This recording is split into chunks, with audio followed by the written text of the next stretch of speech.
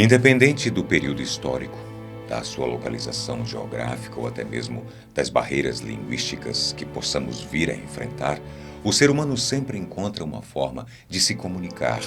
E tem sido assim desde os primórdios da nossa civilização. Mesmo quando os nossos sentimentos e vivências pessoais não podiam ser expressados com tanta clareza. Para você ter uma ideia, gravações rupestres datadas com mais de 40 mil anos já foram encontradas. E com o tempo, fomos aprendendo a nos comunicar por meio dessa arte, da oralidade, até mesmo da escrita, algo que, segundo os estudiosos, começou a ser propagado graças aos sumérios e sua escrita cuneiforme, considerada a primeira forma de escrita da humanidade.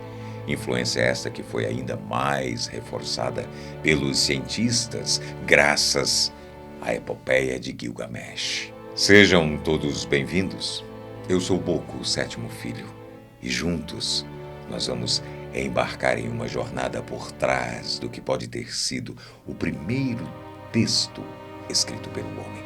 Para retratar com louvor a importância do primeiro escrito literário humano do qual temos registro até o momento, nada melhor do que contar a história de um homem que, na sua essência, também tem um pouco de Deus. Não é verdade? Segundo a epopeia de Gilgamesh, o antigo poema épico mesopotâmico, datado de algum período por volta de 2000 a.C., teria existido um rei sumério, cujo nome significava o velho que rejuvenesce. E podia ser pronunciado assim como o nome da lenda de Gilgamesh. De acordo com a história, o homem, além de se diferenciar dos outros chefes da Suméria por sua coragem e iniciativa, também era o filho da deusa Ninsum e do sacerdote Lugalbanda, o que fazia com que tivesse 2/3 de origem divina e contos incríveis fossem proclamados em seu nome. Mas quem foi esse semideus que de tal importância merecia ter os seus feitos registrados em tão importante língua? A lenda de Gilgamesh.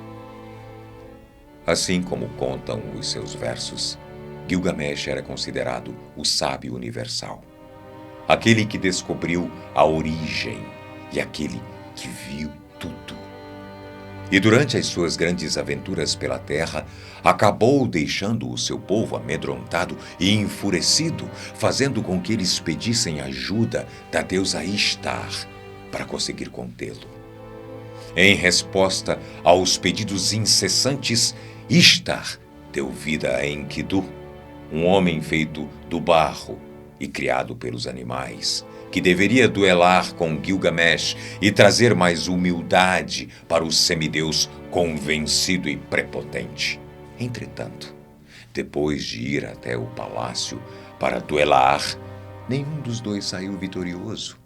E a situação fez com que ambos se tornassem grandes amigos, passando a aventurar juntos pelo mundo, destruindo todos os monstros que cruzavam os seus caminhos.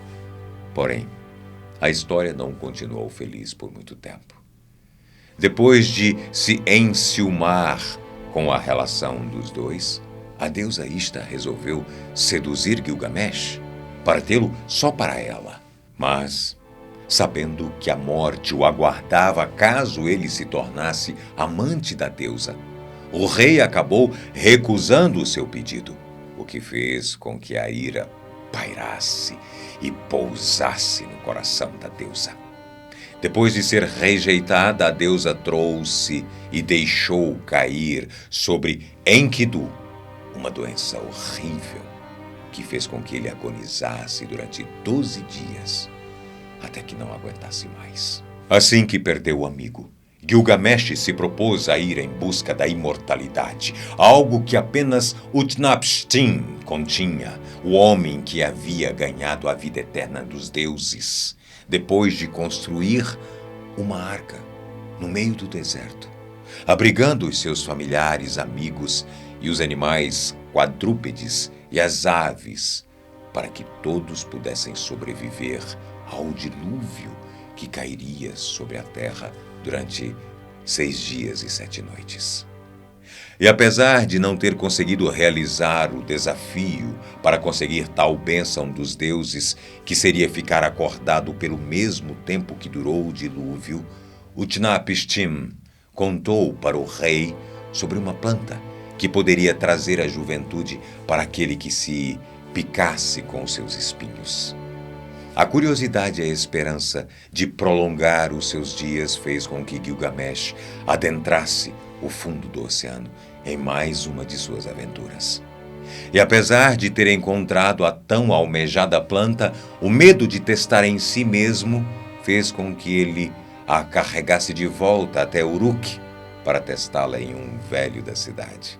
Mas durante o caminho a planta mística acabou sendo roubada por uma cobra sagaz, deixando o rei ainda mais desesperado e preocupado com a sua morte, fazendo com que ele invocasse Enkidu para contar-lhe sobre a vida no mundo das trevas.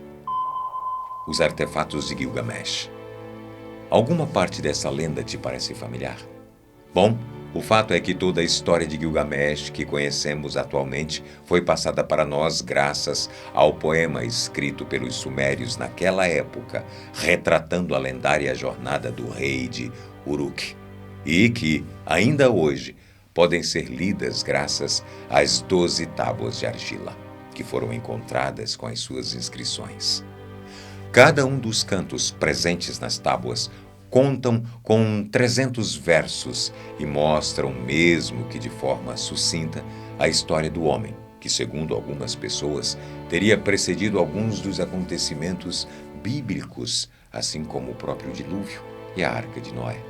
As pedras inscritas que foram encontradas pelo arqueólogo britânico Austin Harry Layard durante uma escavação em 1849 faziam parte de uma série de itens da Biblioteca de Nínive, uma antiga cidade local, onde hoje está localizada Mossul, no Iraque.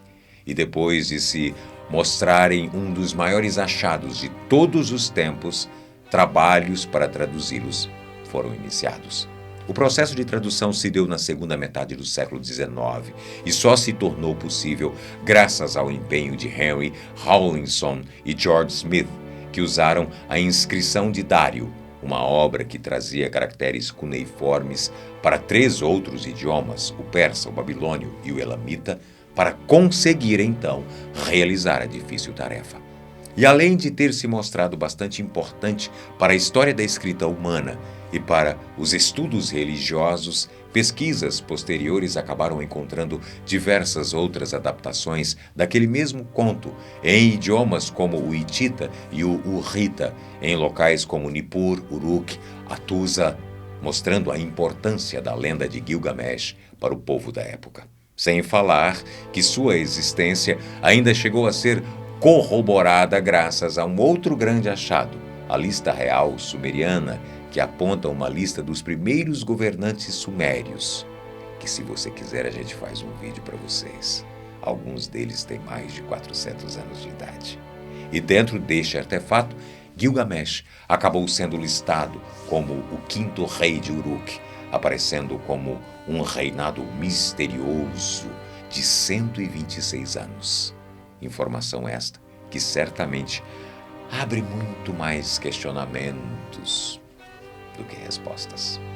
Ainda assim, as histórias trazidas pela epopeia de Gilgamesh acabaram sendo consideradas extremamente importantes e influentes para as lendas posteriores da Antiguidade Oriental, sendo relacionadas por alguns estudiosos até mesmo ao dilúvio hebreu e à Arca de Noé presentes na Bíblia. Comparação esta, que, como você deve imaginar, não foi muito de agrado dos religiosos, que acabaram sofrendo ataques por parte dos céticos, afirmando que alguns trechos da Bíblia teriam sido um plágio da lenda de Gilgamesh. Entretanto, existem algumas controvérsias. Segundo o que foi apontado por uma outra vertente de estudiosos, existem cerca de 300 relatos sobre o dilúvio, espalhados por todo o mundo, além da apresentada pela epopeia de Gilgamesh e pela Bíblia.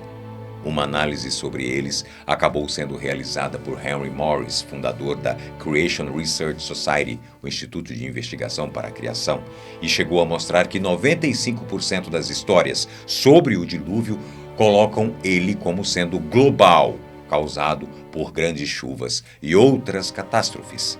88% colocam uma família como tendo sido salva da inundação. 70% contam sobre uma embarcação. 67% dizem que animais também foram salvos. E 66% colocam o desastre como tendo sido causado por conta da abominação dos homens. Dessa forma, segundo a visão apresentada, não se trataria de um plágio ou uma cópia, mas sim diferentes registros de algo que, em tese, poderia ser o mesmo fato. O que você acha? Você concorda? Algo que de tão marcante acabou sendo repassado de geração em geração, ultrapassando barreiras, países, continentes, sendo adaptadas a diferentes culturas e religiões? É uma pergunta. Bem, como podemos ver, a fé e a espiritualidade sempre estiveram ao lado do homem, tendo um papel de suma importância para a sua existência. Bem, este foi o relato do que se acredita ser a primeira escrita, a mais antiga de todas, a Epopeia de Gilgamesh. Se você gostou desse conteúdo, ficou intrigado com a história e quer saber mais, diz pra gente aqui nos comentários. Não deixe de comentar, dê o seu like, se inscreva se você for novo, dê aquela força pra gente.